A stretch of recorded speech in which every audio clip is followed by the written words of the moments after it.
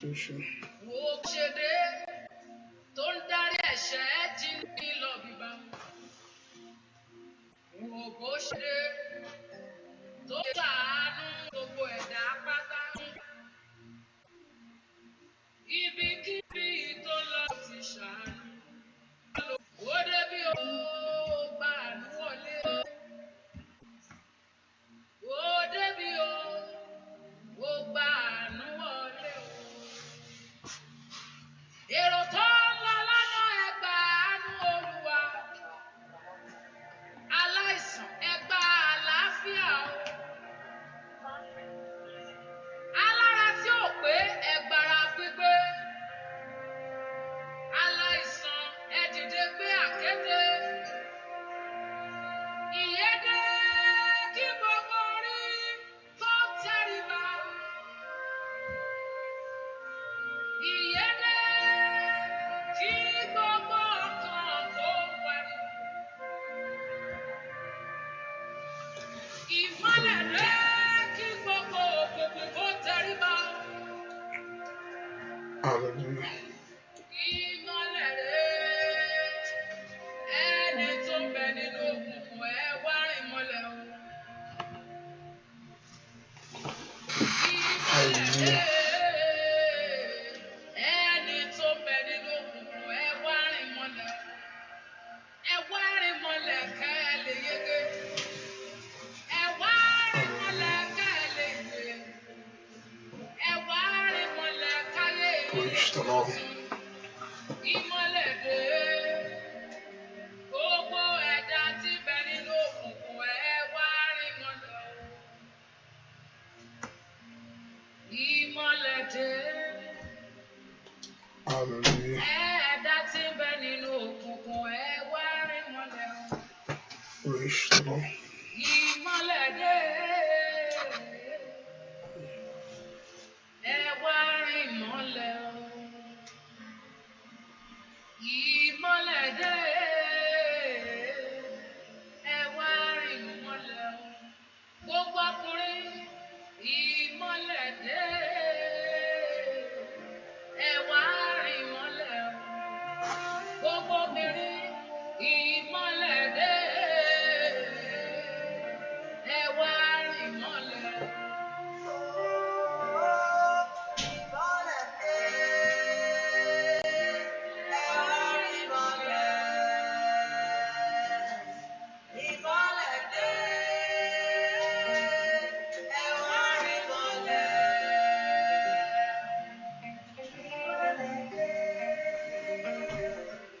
Why would you walk in the darkness? He's here now. Why would you stay in the darkness? He's here for you. Oh, the light of Jesus is shining bright. The light of Jesus is shining bright. Come for free salvation. He has paid for your salvation. Why would you walk in the darkness? He is here with you. Hallelujah. Why would you stay in the darkness? He's here for you. Jesus is the way, is the life, is the truth, is our life, Praise is God. everything you've been looking for. Hallelujah. Why are you looking for more? He's everything you need. Hallelujah. Come for free salvation. Hallelujah. He has paid for your salvation. Hallelujah. Ẹ jẹ́ gbàdúrà. Ọlọ́run tó pọ̀ ní pàtàkì gbọ́gà fún àkókò yìí. Àyàn ló gbọ́ fún orí ọ̀fẹ́ ńlá. Ìtarí gbà níwájú ìwọ Ọlọ́run. Gbọ́ fún ìpamọ́. Gbọ́ fún ààbò rẹ. Gbọ́ fún ọwọ́ agbára ìwọ Jésù Kristi. Lórí ayé ẹnìkan. Lórí ayé wa gbogbo. Gbọ́ fún ọwọ́ agbára ìwọ Ọlọ́run. Gbọ́ fún ìrírí ọ̀rọ̀ rẹ. àti májẹ̀mú orúkọ rẹ. Ọba tó fi wá sílẹ̀ fún ìfẹ́ ọ̀tá. Ọba tó jẹ́ kí ìmọ̀ kókó borí ayé wa gbogbo. Ẹ̀mọ́ Ísírẹ́lì lórúkọ Jésù Olúwa gbọpẹ́. Bàbá Olúwa gbọpẹ́. Olúwa gbà yín fún oore ọ̀fẹ́ tó dájú, fún àánú rẹ tó pọ̀ bíyebíye. Father, we lift our voice to you. We exalt you, Jesus. Fún àánú látàrí gbàṣẹ́. Ẹ̀mọ́ Ísírẹ́lì lórúkọ Jésù Olúwa gbọpẹ́. Olúwa gbà yín. Gbogbo ẹ̀ṣẹ̀ gbogbo Olúwa dáríjì. Gbogbo ẹ̀ṣẹ̀ gbogbo Olúwa fẹ̀jẹ̀ rẹ̀ parẹ́. Ẹ̀mọ́ ní àárọ̀ yìí yáre o.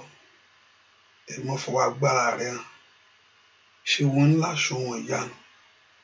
Wọ́n ló níṣẹ́, wọ́n ló mọ gbogbo ogun. Wọ́n ló mọ gbogbo ohun tó ń ṣẹlẹ̀ nínú ayé àwọn èèyàn yìí. Lórúkọ Jésù Olúwa fọ̀ wọ́n jáde láti bá ẹnìkankan pàdé. Láti fọwọ́ agbára ńlá rẹ̀ hàn láti bú jáde. Olúwa fọ̀ wọ́n jáde láti ṣe ohun tuntun kí ayé ó rí o. Lọ́kọ̀ bá o gba àwọn èèyàn pàdé gẹ́gẹ́ bí ọ̀rọ̀ rẹ̀. Oníkàwá sọ́dọ̀ rẹ̀. Ó ní àwọn tí ń ṣiṣẹ́ èyí tí a sì dẹ́rù lé lórí. Ó ní àjàgà rẹ̀ rọrùn. Ó ló sì fún wọn ní ìsinmi. Ẹ gbogbo àwọn èèyàn yìí kó rí ìsinmi lónìí. Jésù fún àwọn èèyàn rẹ̀ ní ìsinmi lórí ohun gbogbo. Lórí ohun gbogbo pátápátá. Yá ayé wọn kó ní ìsinmi. Fọ̀hùn ìsinmi ńlá jáde bàbá. Kí orúkọ rẹ kó di mímọ̀. Kí orúkọ rẹ kó sì di gbígbéga. A ó sì máa yìn ọ́. A ó sì máa gbé ọ ga. Láì lórúkọ Jésù Kristi. Olúwa tó olùgbàlà wa. Àmín. Ọmọ Ọlọ́run bẹ̀rẹ̀ sí dúpẹ́ lọ́wọ́ rẹ fún oore ọ̀fẹ́ Ọlọ́run láàárọ̀ yìí o. Oore ọ̀fẹ́ ńlá ni I want you to thank the Lord for the grace of God in your life. I want you to appreciate the King. Ẹ kó dúpẹ́ fún Ọlọ́run fún oore ọ̀fẹ́ ńlá èyí tó fún ọ. Àtàǹfààní ńlá èyí tó fi kó ayé rẹ yọ lọ́wọ́ gbogbo. Ẹ kó dúpẹ́ lọ́wọ́ Jésù yìí pé Jésù ṣe o. Ẹ̀mọ́ Ísírẹ́lì ò mọ̀ ṣe o. Ẹ̀mọ́ Ísírẹ́lì ò mọ̀ ṣe o. Gbọ́dọ̀ Ọlọ́run alààyè ṣẹ́. Olùgbà ló ṣe fún oore ńlá, fún oore àánú èyí tí àwọn èèyàn yìí rí gbà. Ẹ kó dúpẹ́ lọ́wọ́ Ọlọ́run yìí. Mo sì fẹ́ kó gbé Ọlọ́run ga ní àárọ̀ yìí. I want you to thank the Lord this morning. I want you to appreciate Him for the grace and for His love towards you. Fún oore ọ̀fẹ́ lórí ayé rẹ gbogbo. Lórí ọmọ ńkọ́, lórí aya. Ọba tó ń ṣàánú fún ọ. Aláàbò Góṣẹ́nì èyí tó ń pa ọ́ mọ́, èyí tó ń dá ọ sí. Aláàbò Góṣẹ́nì èyí tó ń ṣohun rere nínú ayé rẹ. Somebody thank Him and bless Him. Dúpẹ́ lọ́wọ́ Ọlọ́run yìí. Bẹ́ẹ̀ kó fi ìbùkún fún Ọlọ́run yìí. Bẹ́ẹ̀ kó gbé ga. Bẹ́ẹ̀ kó rántí oore rẹ̀ lórí ayé rẹ̀. Bẹ́ẹ̀ kó rántí oore rẹ̀ lórí ayé rẹ̀ sẹ́. Ọba tó bọ́ ibi tó dé yìí. Ọba tó mú ọ lọ ibi tó wà yìí. Tí ó mú ọ jù báyìí lọ. So lift your voice and just give that thanks to Him. Lift your voice and just appreciate Him. Lift your voice and just bless Him. So bó ṣe o. Olúwa ṣe o. Fún ìrìn àjò ayé mi. Fún ètò tó ní fún mi. Ó dúpẹ́ fún ètò ìgbẹ̀yìn, ètò rere èyí tí ó fún ọ ní ìgbẹ̀yìn tó dára. Ètò rẹ̀. Thank Him for the grace of Him that will give you a good ending. Just thank Him. Ọba tó ṣèlérí fún ọ. Wá tí ó sì mú ìlérí ọ̀rọ̀ rẹ̀ ṣẹ. Somebody can you join the host of heaven to give thanks to God? Bẹ́ẹ̀ kí èèyàn kan kó gbé Ọlọ́run ga ní àṣálẹ́ yìí o. Kó gbogbo ọkàn rẹ̀ yìn. Olúwa ṣeun. Olúwa ṣeun. Ọ̀bániṣe o ṣe o. Abániṣe o ṣe lórí ayé mi o. O mọ̀ ṣe o. O mọ̀ ṣe lórí ayé rẹ̀. Dúpẹ́ lọ́wọ́ Ọlọ́run yìí. Fi ògo fún bàbá yìí. Fẹ́ kó fi ọkàn rẹ dúpẹ́ ni. Fẹ́ kó fi ọkàn rẹ yìn. oore ńlá tó ṣe inú ayé rẹ.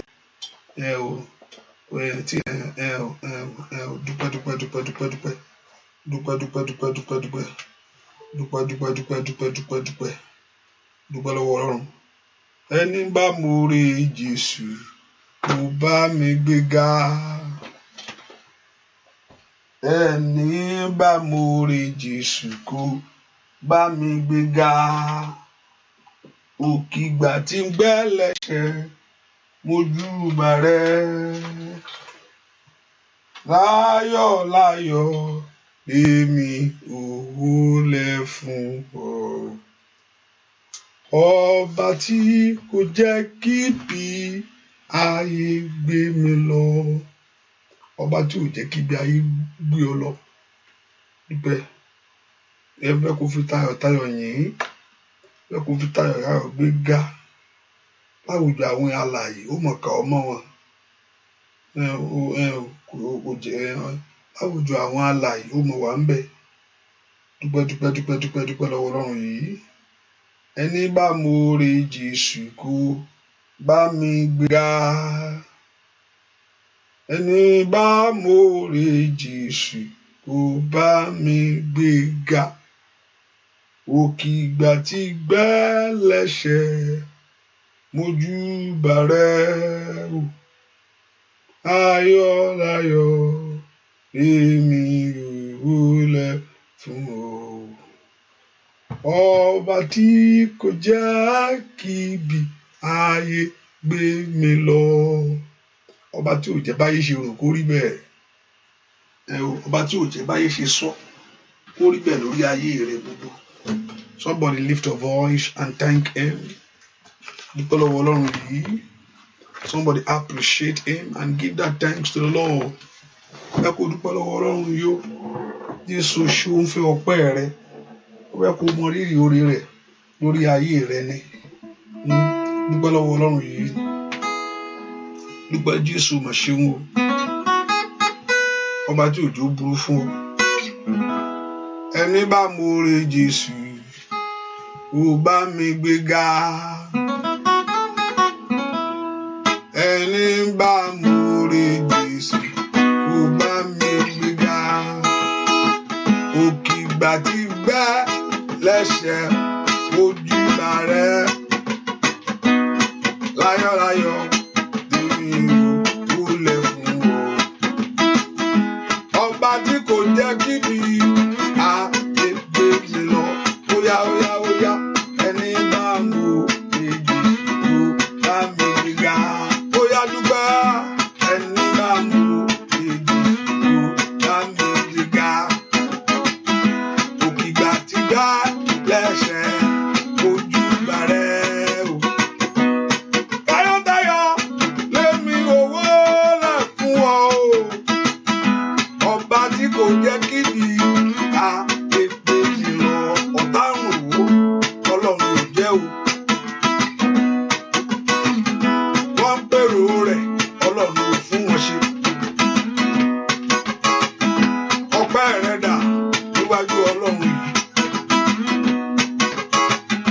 Ó bá dúpẹ́. Ẹ̀mí ìmoore hàn níwájú Ẹlẹ́dàá.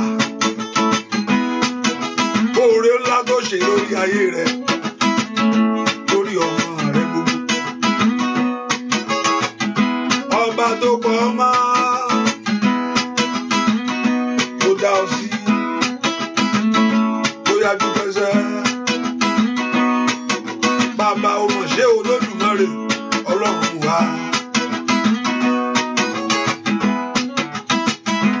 Ẹni bá mọ̀ọ́re Jésù kò bá mi gbéga. Ẹni bá mọ̀ọ́re Jésù kò bá mi gbéga. Òkìgbà tí gbẹ́lẹ́ṣẹ̀ mojúbà rẹ. Tayọ̀tayọ̀ lèmi ò wólẹ̀ fún ọ. Ọba tí kò jẹ́ kí ibi ayé gbé mi lọ. Óyá o. Ẹni bá mọ̀ọ́re Jésù kò bá mi gbéga. Ó bá mọ̀ọ́re ńlá. Ẹni bá mọ̀ọ́re Jésù kò bá mi gbéga. Òkìgbà tí gbẹ́lẹ́ṣẹ̀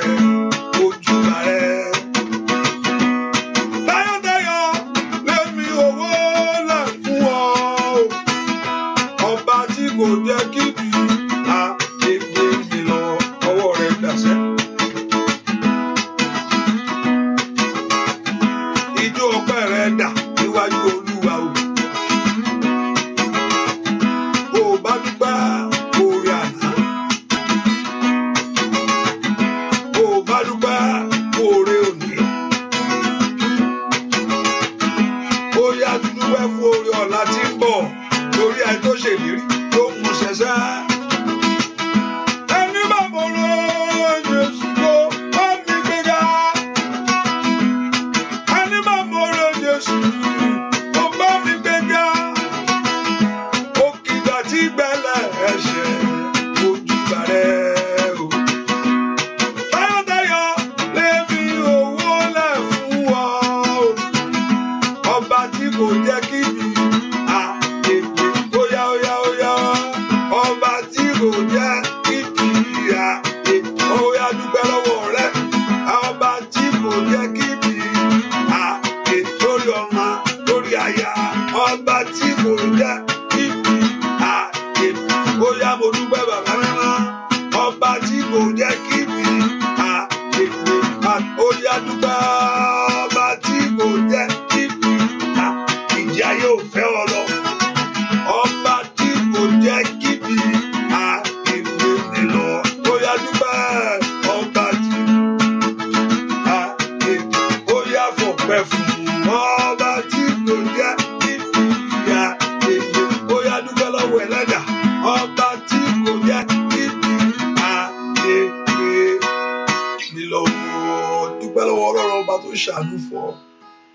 Ọba tó ṣàánú lórí ọmọ rẹ gbogbo.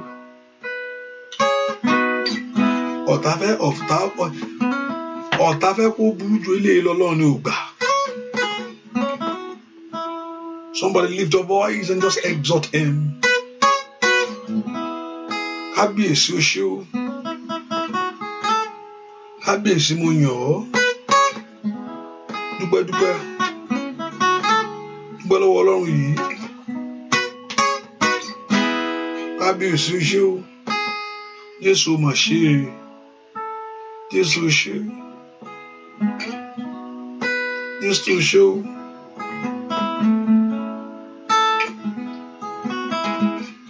Bẹ́ẹ̀ kó dúpẹ́ tọkàntọkàn. Ọlọ́run mà ṣe é. O ṣé o ṣé o ṣé o. Àwa yìn ọ́ Ọlọ́run wa. Èmi jẹ́wọ́ rẹ̀ pé ìwọ l'Olúwa. Àwa yìn ọ́ Ọlọ́run wa. Àwa jẹ́wọ́ rẹ̀ pé ìwọ l'Olúwa. Dúpẹ́ lọ́wọ́ rẹ̀ sẹ́. Àwa yìn ọ́ Ọlọ́run Bàbá. Èmi jẹ́wọ́ rẹ̀ pé ìwọ l'Olúwa. Bá yìn ọ́ Bàbá ẹlẹ́dàá. Èmi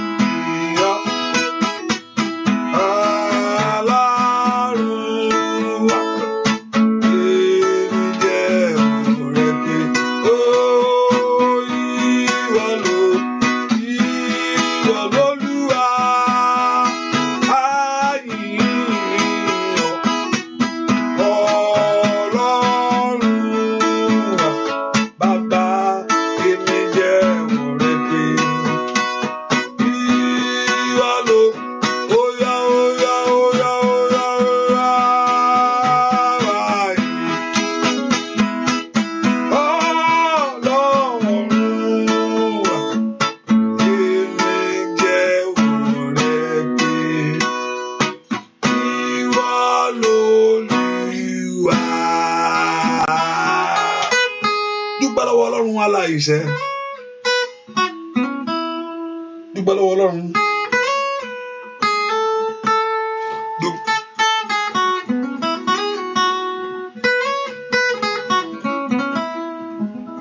Dúpẹ́ lọ́wọ́ Ọlọ́run, ó ṣé o. Jésù mà ṣe o, Jésù ó ṣé o. Ẹni tó pọ̀ ní pàtàgbára ó ṣé o, ẹni tó ní gbogbo agbára lọ́wọ́ mà ṣe. Kábíyèsí ó ṣe lórí ilé mi gbogbo, lórí ọmọ. Dúpẹ́ lọ́wọ́ Ọlọ́run ọba tó fún ọ ní àǹfààní ọjọ́ ìní. Orí ọ̀fẹ́ ni o. Epo èèyàn dára jù wájú Olúwa pé God you cannot do without me. That's why I'm alive. Ó máa dá mi sí nítorí pé ò lè ṣe ní báwo ló ṣe fẹ́ ṣe. Orí ọ̀fẹ́ lórí gbà o. Àánú Ọlọ́run ló tọ̀ ayé rẹ wá. It's the grace of God that you receive from him. Ẹgbẹ́ Ọlọ́run báwo ni gbogbo èmi gbogbo ó máa fi tèmi ṣe ní ṣá. Lóòótọ́ yóò fi tiẹ̀ ṣe gẹ́gẹ́ bí ọmọ. Ṣùgbọ́n he can do without you. It's the grace of God that sustain you. It's the grace of God. Orí ọ̀fẹ́ ló jẹ́ kó wà láàyè. Dúpẹ́ lọ́wọ́ Ọlọ́run fún orí ọ̀fẹ́ tó fún ọ. Dúpẹ́ Ọlọ́run fún àánú tó rí gbà. Jésù mà ṣeun.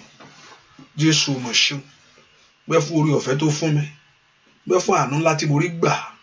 Dúpẹ́ fún ọwọ́ agbára rẹ lórí ayé mi gbogbo. Somebody lift your voice and give God the praise. Dúpẹ́ lọ́wọ́ Ọlọ́run yìí. Bàbá o ṣé o. Gbọ́ àdúà lórúkọ Jésù Kristi. Olúwa wa, ẹ jẹ́ ká sọ fún Jésù lọ́wọ́lọ́wọ́. Olúwa dárí ẹ̀ṣẹ̀ mi jì mí. Gbogbo ẹ̀ṣẹ̀ mi gbogbo ọ̀rọ̀ òdì, gbogbo èrò tí ò ṣe tìwọ Ọlọ́run. Ohunkóhun àìdáríjì ọmọnìkejì, ìbínú, ẹ̀ṣẹ̀ tó bá lè jẹ́ bí pé gbogbo àìṣòdodo ẹ̀ṣẹ̀ ni. Unrighteousness is a sin. Gbogbo àìṣòdodo ẹ̀ṣẹ̀ ni. Ẹ̀ṣẹ̀ ló pé gbogbo ẹ̀. Kò sí ńlá kò sí kékeré. Ẹ̀ṣẹ̀ lẹ̀ṣẹ̀ ń jẹ́. Sọ fún Jésù, àmì ò kí ń ṣe léyìí o. Èmi ò ń ṣe léyìí o. Tèmi ò rí bẹ́ẹ̀ yẹn. Èmi ò tẹ̀ kí ń dẹ́ṣẹ̀ bíi tẹ́ni yẹn. Kékeré tiẹ̀ kékeré ẹ̀ṣẹ̀ kékeré yẹn ó ń tìyàn sọ́run àpáàdì náà. Kò sí nǹkan tí ń jẹ́ ńlá. Kò sí nǹkan tí ń jẹ́ ìjìyà ẹ̀ lè yàtọ̀. Ìjìyà rẹ̀ lè yàtọ̀. Ṣùgbọ́n ẹ̀ṣẹ̀ ni ẹ̀ṣẹ̀ ń jẹ́. Ìjìyà ẹ̀ṣẹ̀ lè yàtọ̀.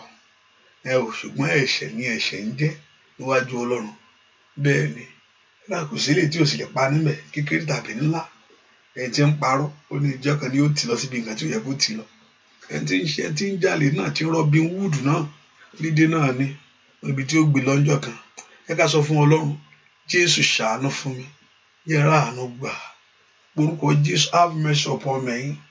My Lord, forgive me all my sin and cleanse me from all my iniquity. Olúwa dárí ẹ̀ṣẹ̀ mi gbogbo jì mí. Olúwa fi ẹ̀jẹ̀ rẹ wẹ̀ mí. Cleanse me, O God. Olúwa fi ẹ̀jẹ̀ ńlá rẹ wẹ̀ mí. Wash me as from this moment. Láti sísin lọ, fi ẹ̀jẹ̀ rẹ wẹ̀ mí. Jẹ́ n rí àánú ńlá rẹ gbà. Somebody ask the Lord, mo fẹ́ rí àánú rẹ wá, àánú rẹ ni mò ń fẹ́ o. Orúkọ Jésù, jẹ́ n rí àánú ńlá rẹ gbà. Olúwa fi ẹ̀jẹ̀ rẹ wẹ̀ mí. Olúwa fi ẹ̀jẹ̀ rẹ wẹ̀ ọkàn mi. Ẹ̀mí rẹ kó jọba. Orúkọ Jésù, ẹ̀mí rẹ máa bọ̀ nínú ayé mi. Orúkọ Jésù, kí ẹ̀mí Ọlọ́run máa bọ̀ kankan nínú ayé rẹ lónìí. Ní orúkọ Jésù, kí ẹ̀mí Olúwa máa bọ̀ nínú ayé rẹ. Olúwa fẹ̀mí rẹ jọba nínú mi. Olúwa fẹ̀mí rẹ jọba nínú ayé mi. Olúwa fẹ̀mí rẹ jọba nínú iṣẹ́ mi. Olúwa fẹ̀mí rẹ jọba nínú ọ̀nà mi. Ẹ̀mí Jésù wọnú mi. Ẹ̀mí Ọlọ́run wọnú mi. Ẹ̀mí Ọlọ́run wọnú mi. Ẹ̀mí Ọlọ́run wọnú ayé mi. Olúwa wọnú mi. Ẹ̀mí Ọlọ́run sọ̀kalẹ̀ sínú mi. Máa darí ọkàn mi. Máa darí ayé mi. Máa fọhùn sórí ayé mi. Orúkọ Jésù. Let the Spirit of the living God enter into you. Ẹ̀mí Ọlọ́run alààyè. Ó mà gbé Daniel wọ̀. Ó sọ dẹni ọ̀tọ̀. Lẹ̀ Bábílónì. Ó yá. Kí ẹ̀mí yẹn náà kó wọnú ìwọ lónìí. Ẹ̀mí ńlá tó gbé Jósẹ́fù wọ̀. Èyí tó tayọ. Ó ní àríru ẹni báyìí. Tírú ẹ̀mí Ọlọ́run wà lára rẹ̀. Ó yá. Ẹ̀mí Ọlọ́run wọnú ayé mi. Ó mà gbé Pétérù wọ̀. Ó sọ dẹni ìgboyà ńlá. Ó yá níwájú àwọn ọba. Ẹ pé orúkọ Jésù bí tẹ́ wà. let the spirit of the living God, ẹ̀mí Ọlọ́run alààyè, ó yá wọnú ayé mi, ẹ̀mí tí ó gbẹ̀tọ́ mi fún mi, ẹ̀mí tí ó gbè mí níjà, ẹ̀mí tí ó mú bọ́ lọ́wọ́ ìyà, ẹ̀mí tí ó mú lọ síbi ire mi, èyí tí ó darí mi sẹ́. Somebody ask for that spirit of God. Yí katakata yaba, rose keteleboga, ó yá gbàdúrà, béèrè fún ẹ̀mí Ọlọ́run nú ayé rẹ, ẹ̀mí Ọlọ́run lórúkọ Jésù, èyí tí ń lé àrùn dànù, èyí tí ń lé ikú dànù, ó yá wọnú ayé mi, Olúwa gbé mi wọ̀, Olúwa gbé mi wọ̀, Olúwa gbé mi wọ̀, ní orúkọ Jésù, ẹ̀mí Ọlọ́run sọ̀kalẹ̀ wá sínú ọkàn mi lónìí, ẹ̀mí Ọlọ́run sọ̀kalẹ̀ wá, máa sọ tó ligaba, ó yá gbàdúrà, orúkọ Jésù, kí ẹ̀mí Ọlọ́run máa bọ̀ wá sínú ayé ẹnì kankan, rabakasata, báwo ṣèkẹtẹ, ríbaka ṣe ọkàn ẹ payá, ní orúkọ Jésù, jẹ́ kí ọkàn rẹ pòǹgbẹ fún ẹ̀mí ẹ, ní orúkọ, torí òun yóò fún wa ní àṣeyọrí, ní kẹtẹ́líbókapa. Ask for that spirit into your heart, into your life. Èmi tí ó sọ ọ́ dálágbára ní orúkọ Jésù, èyí tí ó jẹ́ gbogbo ogun dànù, ó yá gbúàdúà lórúkọ Jésù Kristi. Olúwa wa, àdàbà ọ̀run sọ̀kalẹ̀, wọlé wọlé wọlé. Mo ṣí ọkàn mi payá o, ẹ̀mí mímọ́ wá wọnú mi, àdàbà ọ̀run sọ̀kalẹ̀, ọwọ́ rẹ dà, wọlé wọlé wọlé. Mo ṣí ọkàn mi payá o, ẹ̀mí mímọ́ wá wọnú mi, ó sọ ọ́ dà lágbára, àdàbà ọ̀run sọ̀kalẹ̀, ó tú àṣírí òkùnkùn, wọlé wọlé wọlé. Bàbá, ó ṣí ọkàn mi báyà o, ó yá, ẹ̀mí mímọ́ wá wọnú mi. Ọmọ Ọlọ́run gbàdúrà sẹ́, àdàbà ọ̀run sọ̀kalẹ̀, ó yá wọlé wọnú ọkàn mi, wọlé wọlé wọlé. Ó ṣí ọkàn mi báyà o, ó yá, ẹ̀mí mímọ́ wá wọnú mi, wá wọnú mi, wá gbé mi wọ̀.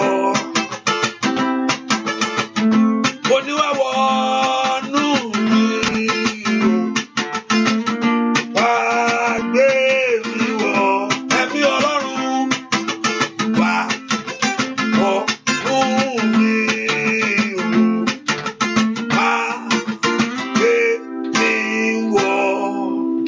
Bàbá, ohun tí agbára Ọlọ́run lèèyàn fi ń dojú kọ ogun ayé.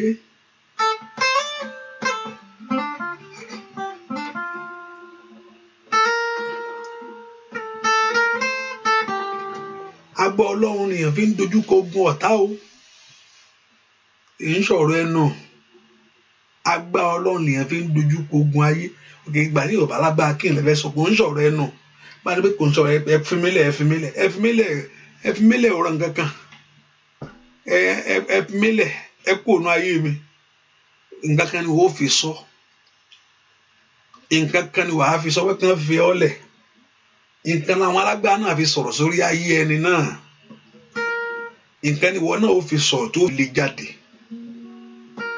Nǹkan ni wọ́n náà ó fi sọ̀rọ̀ tó fi yí dànù.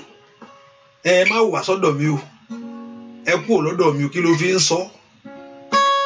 Kò ń sọ̀rọ̀ ẹnu lásán, àwọn náà ò fọ̀rọ̀ ẹnu sọ fún ọ, àwọn náà fagbára kan sọ ni. Àwọn náà fagbára kan sọ sínú ayé ẹni ni. Ìwọ náà ò dìde fẹnu sọ pé padà kí ni jẹ́ bẹ́ẹ̀, padà báwo, kò pa nǹkan kan. Agbọ́ Ọlọ́run ìwọ náà ó fi sọ jáde pé ẹ padà lórúkọ Jésù. Agbọ́ Ọlọ́run, òyìnbó orúkọ Jésù náà tí ó ní agbára rẹ̀ ní ayé rẹ̀, tó yẹ pé èèyàn kàn ń pe orúkọ Jésù lásán, pé Jésù orúkọ rẹ̀ láti níná nínú ọ, orúkọ yẹn gẹ́ láti mú iná jáde wá. àwọn kan pè ń jọ yẹn ó dá wọn padà pé ẹ ní sùúrù níbo ni títí yín ti jẹ́, ìjọ wo lẹ́yìn tí ń bọ̀, ṣọ́ọ̀ṣì wo lẹ́yìn lọ, níbo ẹ ṣàlàyé ara yín. Bí èbó sì ó faṣọ wọn ya, ó dójú tì wọ́n torí pé nǹkan kan ò sí nínú wọn. Ẹ pọ orúkọ Jésù. Olúwa sọ mí di alágbára. Agbára tó fi ṣe rere nìyẹn, agbára tó fi dógun ọ̀tá padà nù.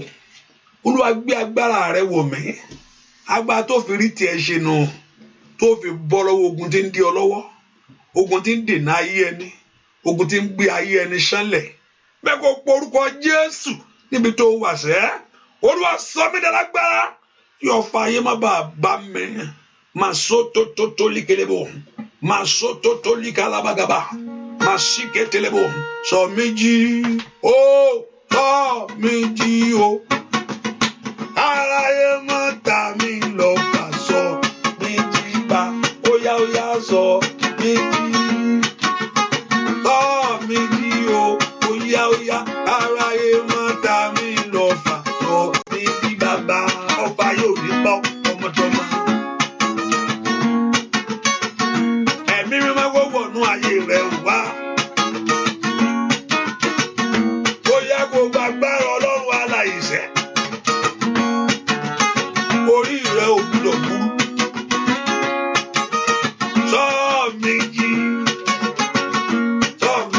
o, bàbá. Aráyé máa ta mí lọ fà, sọ mí jí bá. Óyá sọ mí jí. Sọ mí jí o. Aráyé máa ta mí lọ fà, sọ mí jí bàbá. Sọ mí jí. Sọ mí jí o. Aráyé máa ta mí lọ fà, sọ mí. Óyá sọ mí jí. Sọ mí jí o. Aráyé máa ta mí lọ fà, sọ mí jí bàbá. Agbọ́ Ọlọ́run lórí ìdí o. Mo ti rẹ́ lómi ìta wá. Gbàdúrà fún mi nǹkan báyìí, nǹkan bá mi gbàdúrà. Máa gbé nù. Pé nǹkan báyìí ni kò lọ gbà ládùúrà. Ọ̀tọ̀ ní nǹkan tí wọ́n bà wá. Ọ̀tọ̀ ní nǹkan tẹ́mi Ọlọ́run sọ pé ẹni tó ń wè. Máa gbàdúrà kórì rẹ̀ má burú ni. Kíni mò ń wá? Ire ni mò ń wá. Mo fẹ́ rí ìyanu ọdún yìí ni. Ọkọ mò ń wá. Ọ̀rọ̀ ọkọ kọ́kọ́ leléyìí o. Ayé ò tiẹ̀ ní gbóòórùn rẹ̀. Èyí mẹ́ni tó bá wà láyé ló fẹ́ lọ́kọ. Ṣèbẹ́ tó bá wà lálàáfíà ni ó rọ̀rọ̀ ọkọ láyé. Àìmọye gbàdúrà fún mi. Ọ̀pọ̀lọpọ̀ eré tó ẹlòmíì tó mo ní kó lè fún mọ̀ pé agbọ́ Ọlọ́run, onídàgbà Ọlọ́run mo fi ń sọ̀rọ̀ yẹn fún ọ. Pé agbọ́ Ọlọ́run, kí lágbọ́ Ọlọ́run báyìí náà níwèé ìgbélu ni mo fẹ́ kẹ́ bá mi sọ. Láti jọ ìdí tí wà, mo fẹ́ kó bọ́ sí. Agbọ́ Ọlọ́run náà ló fi gbà á. Agbára tí ń yí dànù mọ́ ọ lọ́wọ́.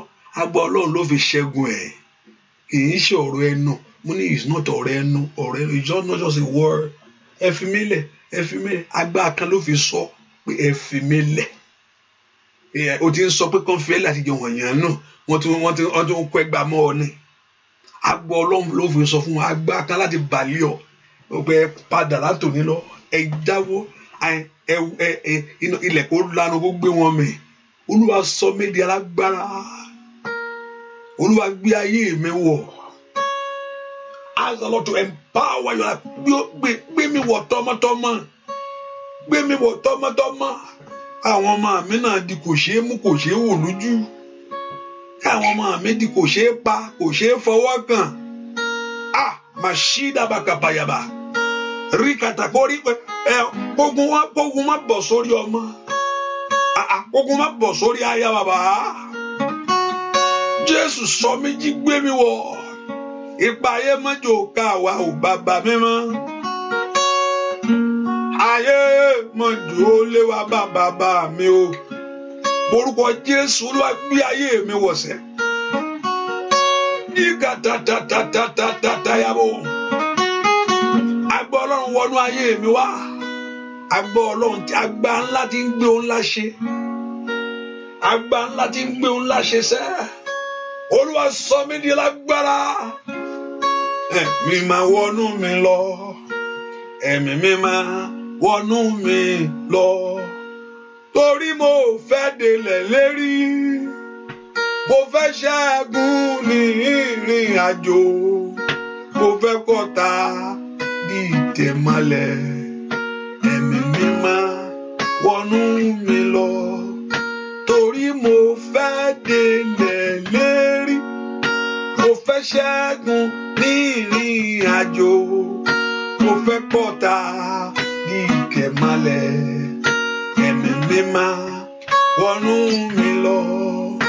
Ẹ̀mí mímọ́ wọnú ayé mi. Ẹ̀mí mímọ́ wọnú mi lọ. Torí mo fẹ́ délẹ̀ lérí. Mo fẹ́ ṣẹ́gun ní ìrìn àjò. Mo fẹ́ kọ́ta di ìtẹ̀mọ́lẹ̀. Ẹ̀mí mímọ́ wọnú mi lọ. Torí mo fẹ́ délẹ̀ lérí. Mo fẹ́ ṣẹ́gun ní ìrìn àjò. Bàbá, mo fẹ́ kọ́ta mi di ìtẹ̀mọ́lẹ̀. Ẹ̀mí mímọ́ wọnú. Ó sọ ọ́ dàlágbẹ̀ẹ́ mímọ́. Óyá óyá. Ẹ̀mí mi dáadáa. Oh, ìtẹ̀tẹ̀ dídà. Ẹ̀mí àwòṣàtàyàbá. Torí mo fẹ́ délẹ̀ lérí. Mo fẹ́ ṣẹ́gun ní ìrìn àjò. Mo fẹ́ gbọ́ta ní ìtẹ̀mọ́lẹ̀. Ẹ̀mí mímọ́ wọnú mi lọ. Óyá o, ẹ̀mí mímọ́ wọnú ayé mi. Ẹ̀mí mímọ́ wọnú mi lọ. Ẹ̀mí mímọ́ wọnú mi lọ. Ẹ̀mí mímọ́ wọnú mi lọ. Ẹ̀mí mímọ́ wọnú mi lọ. Óyá óyá. Mímọ́ wọnú mi lọ. Ẹ̀mí mímọ́ wọnú mi lọ. Ẹ porúkọ ọ̀tá dá iṣu kéèyàn má lè rí nǹkan ayé rẹ̀ mú. Aṣọ oríṣiríṣi ẹlòmíì á fi kúlú ayé ẹ̀. Ìwọ̀kẹ̀ kó ṣàlè má láyọ̀ òun rere kó má lè rí Ọlọ́run ìgbé Ọlọ́run ni. Gbogbo ogun pósítà òjijì Ọlọ́run yóò yí dànù. Ẹ ṣàmì dáadáa. Gbogbo ogun pósítà òjijì èyí tí ò mú ayọ̀ wá Ọlọ́run yóò yí dànù. Ṣàmì dáadáa. Gbogbo pósítà òjijì pósítà òjijì ní orúkọ Jésù Ọlọ́run yóò yí dànù. Ṣàmì dáadáa. Gbogbo pósítà òjijì ẹgbẹ́ ní báyìí pósítà rẹ̀ rèé èyí tí ò mú ayọ̀ wá kọ́lọ́run kó yí dànù. Àmín. Ẹ pé orúkọ Jésù. Olúwa sọ mí lágbára. Olúwa sọ mí lágbára. Olúwa sọ mí lágbára. Kó yí ogun ikú dànù. Olúwa sọ mí lágbára. Kó yí gbogbo ogun àrùn dànù. Olúwa sọ mí lágbára. Kí ọwọ́ mi kó bọ orin láyé. Olúwa sọ mí lágbára. Kí ìyanu mi kó ṣẹlẹ̀ kankan. Olúwa sọ mí lágbára. Kí inú mi kó dùn. Olúwa sọ mí lágbára. Kí n láyọ̀ lórí ohun gbogbo. Olúwa sọ mí lágbára. Kí ọ̀nà àbáyọ mi kó là. Olúwa sọ mí lágbára. Kó rí mi má bàa burú. Olúwa sọ mí lágbára. Kí má bàa kàgbákò. Óyá. Olúwa sọ mí lágbára. Olúwa gbé agbára láwọ̀ mi. Ẹ sọ mí lágbára. Ẹ gbé mi wọ̀ bí iná. Ní orúkọ Jésù. Ẹ gbé mi wọ̀ bí iná. Ẹ pọ orúkọ Jésù dáadáa. Ẹ gbé mi wọ̀ bí iná. Kí ogun ọ̀tá ní kábàbò sàtà gbogbo èrò ẹni bí kó padà ní orúkọ Jésù. Kí ọwọ́ kọ́wọ́ kó kúrò. Ọwọ́ abarijẹ́. Ọwọ́ ayíre dànù. Ọwọ́ asọ̀rẹ́dòfo ní orúkọ Jésù. Kó kò nú ayé mi. Somebody lift your voice to God. Olúwa sọ mí lágbára. Agbára ọ̀run kó wọnú ayé mi wá. Ẹ pọ orúkọ Jésù dáadáa bí tẹ wá. Olúwa sọ mí lágbára ńlá. Ayé mi jó gba agbára. Pọ orúkọ Jésù. Ayé mi jó gba agbára. Ayé ọmọ mi jó gba agbára. Ìkàtà yìí bá sàtà. Orúṣẹ́kẹ̀tẹ̀lẹ̀ bòkó pàyẹ̀dẹ̀. Pọ orúkọ Jésù dáadáa. Olúwa sọ lágbára. Agbára ọ̀run wọnú ayé mi o. Agbára wọnú ayé mi o. Ní orúkọ Jésù. Ayé ò gbọdọ̀ pa mí lẹ́kùn. Ní orúkọ Jésù. Olúwa sọ mí lágbára. Olúwa wọnú ayé mi gbọ́ àdúrà lórúkọ Jésù Kristi. Olúwa wa ọ̀tá ò ń ṣe nǹkan pé kò ní ṣerú ẹ̀ mọ́, irọ́ ni o. Ọ̀tá tó bá di pé òun ti jẹ láti fẹ́ ṣerú ẹ̀ ni.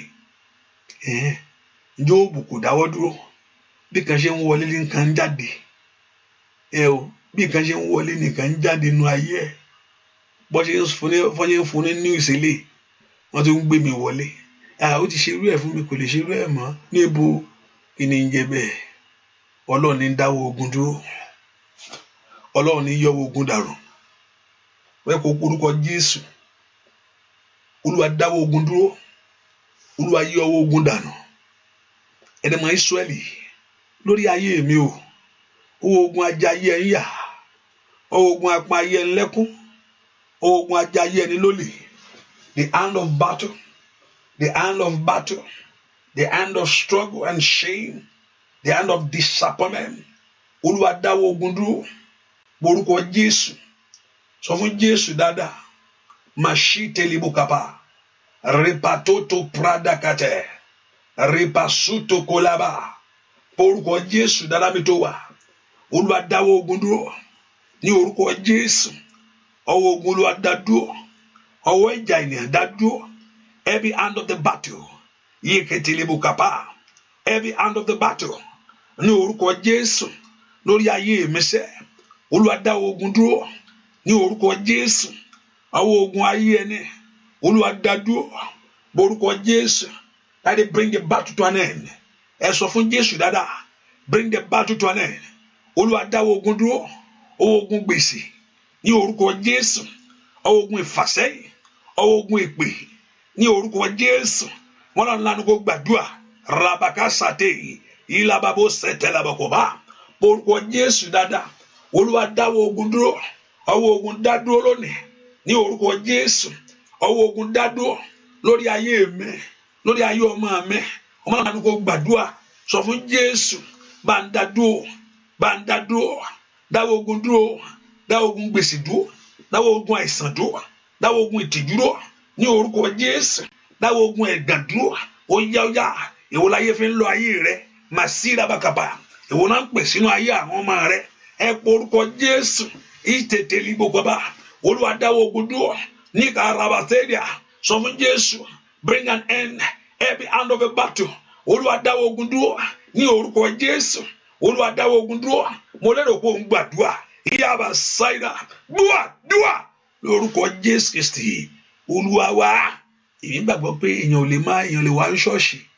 Kọ́lọ́run kó yọ ogun inú ayé ẹlòmíì. Eléyìí tó máa ń sọ fún wa pé ogun ẹlòmíì wá gbógun ẹlòmíì lọ. Ọlọ́run ò lè gbógun ẹlòmíì fẹ́ lòmíì. A good God will not do that to you. Ṣùgbọ́n Sátánì lè ṣe o.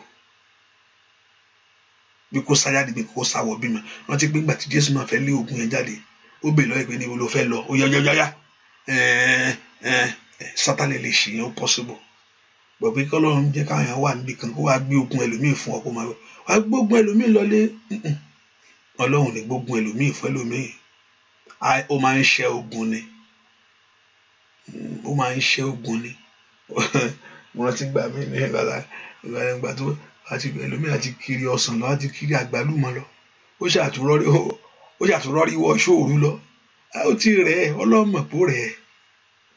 Ó ti ń sùn màmá wá. Oh my God. Màmá ó tún ń sùn bí. Ó ti rẹ̀ màmá. Ó ti kiri ọsàn lọ ní. Ó rẹ̀ Ọlọ́run gan mọ̀ pò rẹ̀. Sọ Ọlọ́run ní gbógun lógun fún. Ọlọ́run mọ̀ pò rẹ̀ màmá ní màmá. Ṣé kò ní gbógun ológun lé lọ́wọ́. Wà ẹlòmíà òun kàn sọ fún mi kò ń sọ̀rọ̀ pé kó o fi múra ni. Kò múra mi tó wà ní mọ̀gbélé rẹ ló wà pálọ̀ mi mo kúkú wà. Hallelujah. Pálọ̀ rẹ ló wà. Pálọ̀ mi kúkú wà kò sí nǹkan. Èèyàn máa múra náà àdúrà ni. Gbà mí Ọlọ́run understand. Gbà mí ó máa rẹ̀ yàn. Ó mọ̀ bó rẹ̀ yàn. Ó mọ̀ pé you are tired. He's a God of might. He knows our infirmity. Gbọ́kọ̀ dá kíyàn kan múra ni kíyàn ní tara àdúrà. Kí ọkàn yẹn kó sọ dínà àdúrà. Ó dáa. Kíyàn má ṣe ìmẹ́lẹ́ pẹ̀lú ẹ̀. èèyàn gbà dáadáa kí ọkàn èèyàn sọjí pẹ̀lú ẹ̀ ló dáa. Yes, but Ọlọ́run náà ó understand o ò ní gbógun ológun lọ, ogun ológun ní jẹ́ tiẹ̀, nǹkan tí ò ń ṣe tiẹ̀ ò ní rápálá wọnú ayé rẹ̀. Ẹ po orúkọ Jésù. Ọlọ́run ló fi òpin sí ìyà ayé mi lónìí. Olúwa fi òpin sí ẹ̀gàn ayé mi. Orí mi ò gbọdọ̀ burú. Mo tún rí kí ilẹ̀ kejì. Orí mi ò gbọdọ̀ burú. Pósítà òjijì ò gbọdọ̀ ṣẹlẹ̀. Orí mi ò gbọdọ̀ burú. Orúkọ Jésù dáadáa. Pósítà òjijì ò gbọdọ̀ ṣẹlẹ̀. Pósítà tí ò ní mú ayọ̀ wá. Ìkàtẹ́lì announcement tí ò ní múre wá. Lórí àwọn èèyàn yìí àtẹ̀bí wọn gbogbo. Ọlọ́run yí dànù. Ó yá ọmọ Ọlọ́run lánàá kó gbàdúrà. Orúkọ Jésù, orúkọ Jésù, orúkọ Jésù, orúkọ Jésù. Olúwa yí dànù. Riba kushato blendeke telebo. Mando prendeke pranda tekeba.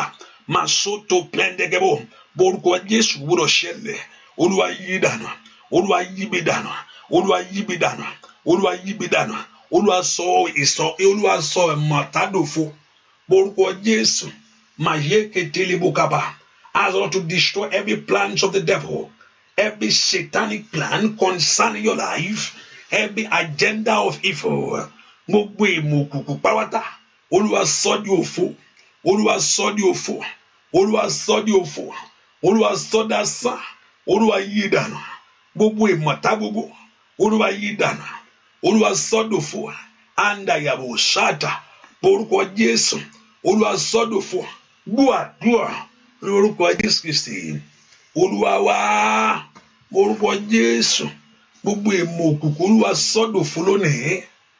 Orí ọmọ mi ò gbúdọ̀ gbàbọ̀dé. Ẹ po orúkọ Jésù. Orí mi ò gbúdọ̀ gbé. Ìmọ̀ ibi ò gbúdọ̀ ṣẹ lórí mi. Gbogbo agbára tí ń rò ó. Gbogbo èèyàn kà tí ń béèrè fún. Gbogbo èèyàn kà tó fẹ́ bà mí láyọ̀ jẹ́. Ní orúkọ Jésù. Gbogbo èèyàn kà tó fẹ́ yí ayọ̀ mi dànù. Ní orúkọ Jésù. Olúwa bà gbogbo ìmọ̀ wọn jẹ́. Olúwa sọ mọ̀tádòfo. Destroy their plans, O God. Let their plan be destroyed. Gbogbo ìmọ̀ wọn kó yí dànù. Somebody open your heart to pray. Wọ́n yá pé orúkọ Jésù dáadáa. Olúwa bà mọ̀tá jẹ́. Olúwa sọ mọ̀tádòfo. Ní orúkọ Jésù. Masike telebogaba. Somebody pray. Porúkọ Jésù dáadáa. Ìmọ̀ta kó di òfo. Porúkọ Jésù. Masite teleboa. Sọ fún Jésù, Lord, destroy every plans of the enemy. Destroy every plans of darkness. Oh, masite telebogaba. Porúkọ Jésù dáadáa. Gbọ́ àdúrà. Lórúkọ Jésù Kristi. Olúwa wá múnú mi dùn. Ọlọ́run gbogbo àgbáyé. Wá pa mí lẹ́rìn. Apolongo ara rẹ̀ bàbá. Nínú ọdún yìí o. Bàbá wa ṣe mí lóore pàtàkì. Èyí ni mo fẹ́ Jésù wá ṣe fún mi. Wá múnú mi dùn. Ọlọ́run gbogbo àgbáyé. Àpà mi lẹ́rìn. Wá polongo ara rẹ̀. Nínú ọdún yìí o. Bá ṣe mí lóore pàtàkì. Èyí ni mo fẹ́ Jésù wá ṣe fún mi. Wá múnú mi dùn. Ọlọ́run gbogbo àgbáyé. Àpà mi lẹ́rìn. Wá polongo ara rẹ̀. Nínú ọdún yìí o. Wá ṣe mí lóore pàtàkì. Èyí ni mo fẹ́ Jésù wá ṣe fún mi. Bàbá mi máa wá múnú mi dùn. Ọlọ́run gbogbo àgbáyé. Àpà mi lẹ́rìn. Wá polongo ara rẹ̀. Nínú ọdún yìí o. Wá ṣe mí lóore pàtàkì. Èyí ni mo fẹ́ Jésù wá ṣe fún mi. Ó yá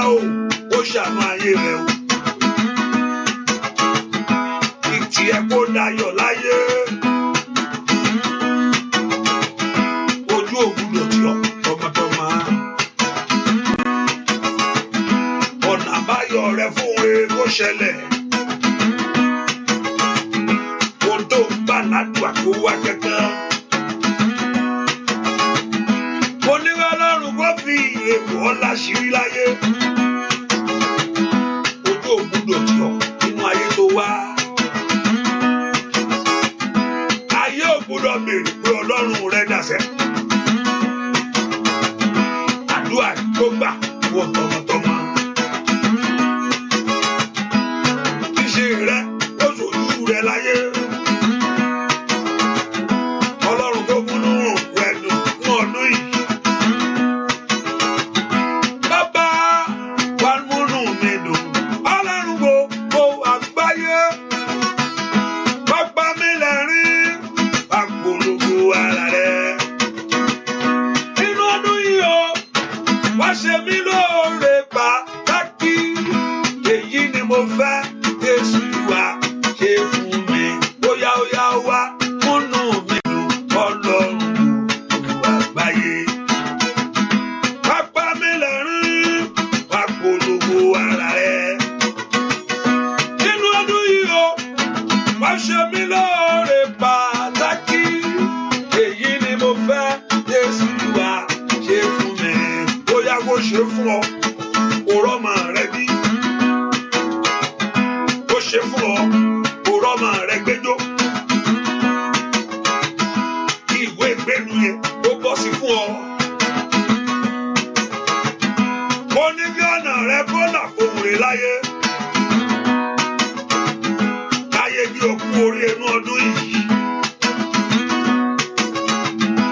Ọ̀nà àbáyọ rẹ kó là lórí ọmọ. Àdúrà kó gbà fún ọ, orí rẹ ò ní burú. Ànílẹ̀ pósítà yá lórí ayé rẹ. Mo ní Ọlọ́run kó yí dànù gbọ́ngàn. Kó ṣàánú fún ọ ṣá. Bàbá wa múnú mi dùn. Ọlọ́run gbogbo àgbáyé. Bàbá mi lẹ́rìn.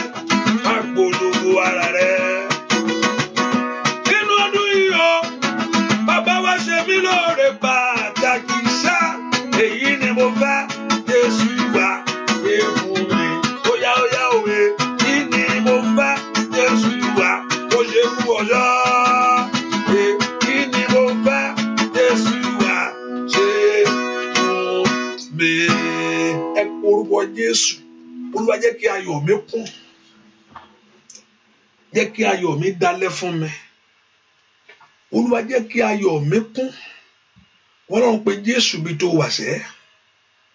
Olúwa jẹ́ kí ayọ̀ mi kún. Olúwa jẹ́ kí ayọ̀ mi dalẹ̀ fún mi. Bẹ́ẹ̀ kó orúkọ Jésù bí tó wà.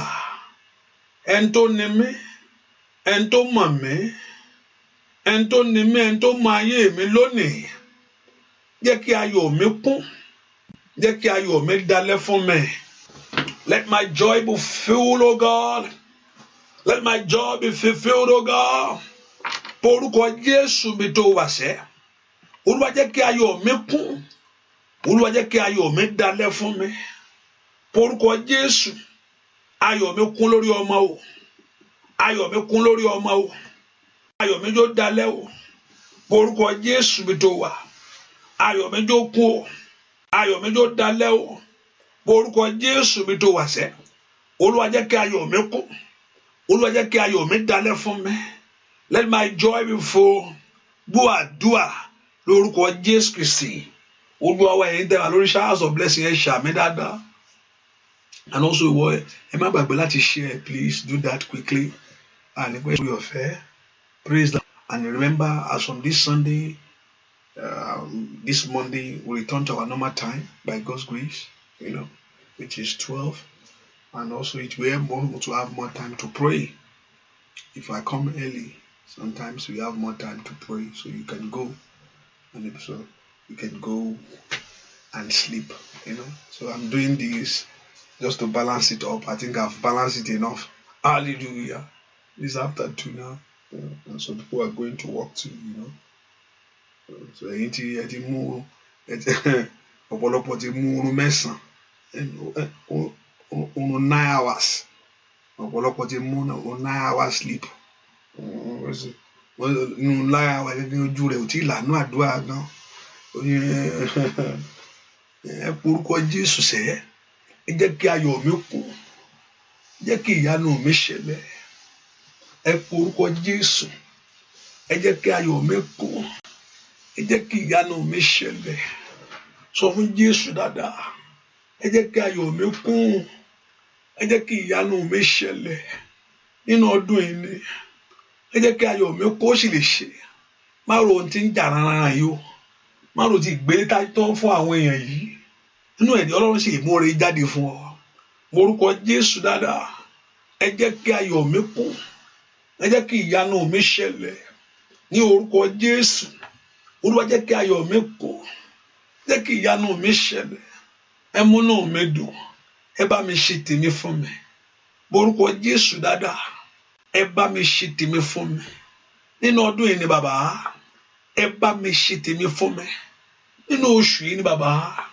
ẹ bá mi ṣe tèmi fún mi nínú ilé yìí ni bàbá in this very one ẹ bá mi ṣe tèmi fún mi ẹ jẹ́ kí n gbọ́ ìró ayọ̀ ẹ pọ orúkọ Jésù ẹ jẹ́ kí n gbọ́ ìró ayọ̀ ó yẹ kí n gbọ́ ìró ayọ̀ pé Jésù dáadáa ẹ jẹ́ kí n gbọ́ ìró ayọ̀ orúkọ Jésù màsíkè tẹkẹbọwá orúkọ Jésù ẹ jẹ́ kí n gbọ́ ìró ayọ̀ ẹ jẹ́ kí ìró ayọ̀ kó jáde màsíkè tẹlẹbọ let it be good news oh God good news in Jesus name good news in Jesus name somebody lift your voice to God good news in Jesus name open your heart to pray ìró ayọ̀ lórúkọ Jésù gbogbo ayé yóò gbọ́ lórí ayé mi ìró ayọ̀ lórúkọ Jésù gbogbo ayé yóò gbọ́ lórí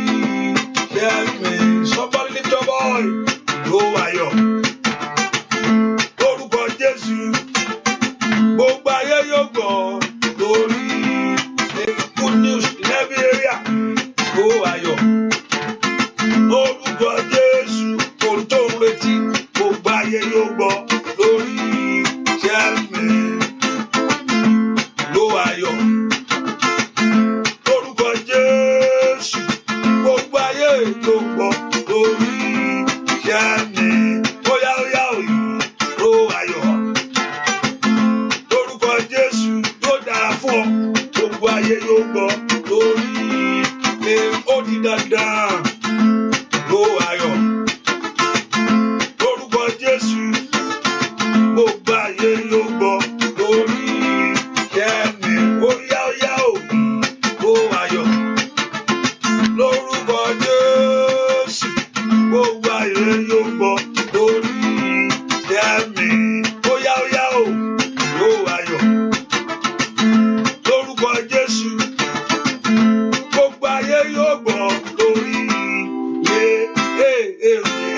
Olúwa jọ̀ọ́ ṣẹlẹ̀ jẹ́ kí èmi náà rí ìyanu Olúwa jọ̀ọ́ ṣẹlẹ̀ jẹ́ kí èmi náà rọ́pẹ́ dù borúkọ Jésù dáadáa Olúwa jọ̀ọ́ ṣẹlẹ̀ jẹ́ kí èmi náà rí ìyanu borúkọ Jésù dáadáa Olúwa jọ̀ọ́ ṣẹlẹ̀ jẹ́ èmi náà rọ́pẹ́ dù ó dàgbò rọ́pẹ́ dù ní ọdún yìí ó dàgbò rọ́pẹ́ dù ní ọdún yìí ó dàgbò rọ́pẹ́ dù ní ọdún yìí borúkọ Jésù dáadáa Olúwa jọ̀ọ́ ṣẹlẹ̀ nú ayé àwọn ọmọ mi gbogbo jẹ́ kó orí kó tẹ̀ mí lọ́wọ́ borúkọ Jésù Olúwa jọ̀ọ́ ṣẹlẹ̀ jẹ́ kí èmi náà rọ́pẹ́ ládùn borúkọ Jésù sọ borúkọ Jésù dáadáa ó yá borúkọ Jésù Olúwa jọ̀ọ́ ṣẹlẹ̀ ìyanu mi ní ọdún yìí ní orúkọ Jésù Olúwa jọ̀ọ́ ṣẹlẹ̀ ọ̀nà àbáyọ mi ní ọdún yìí láti inú oṣù yìí lọ Olúwa jọ̀ọ́ ṣẹlẹ̀ kí orin kó jẹ́ tèmi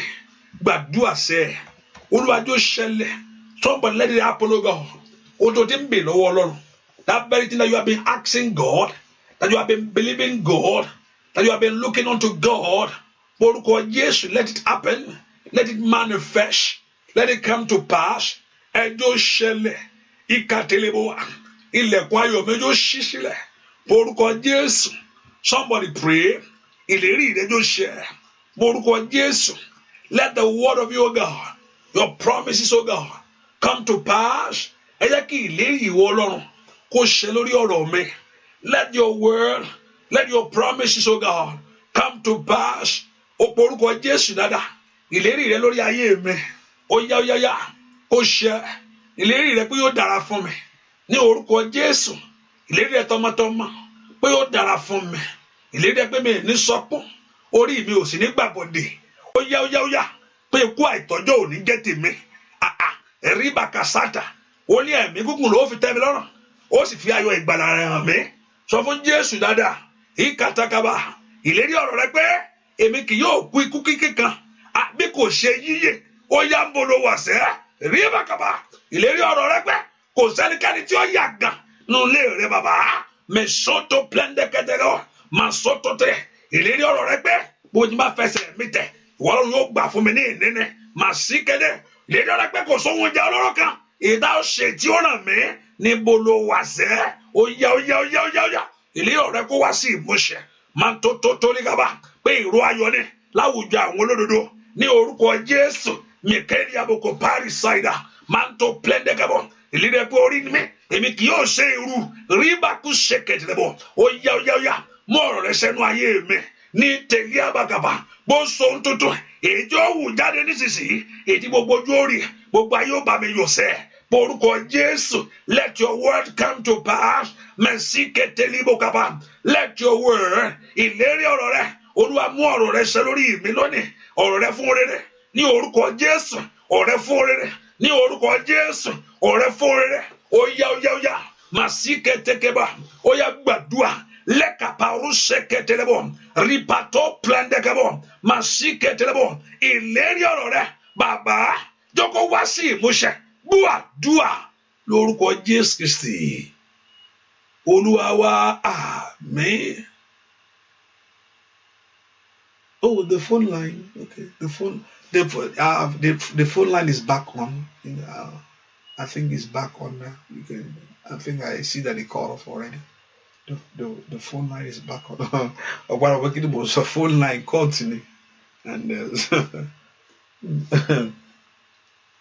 yeah, the phone line is back on. The phone line is on again.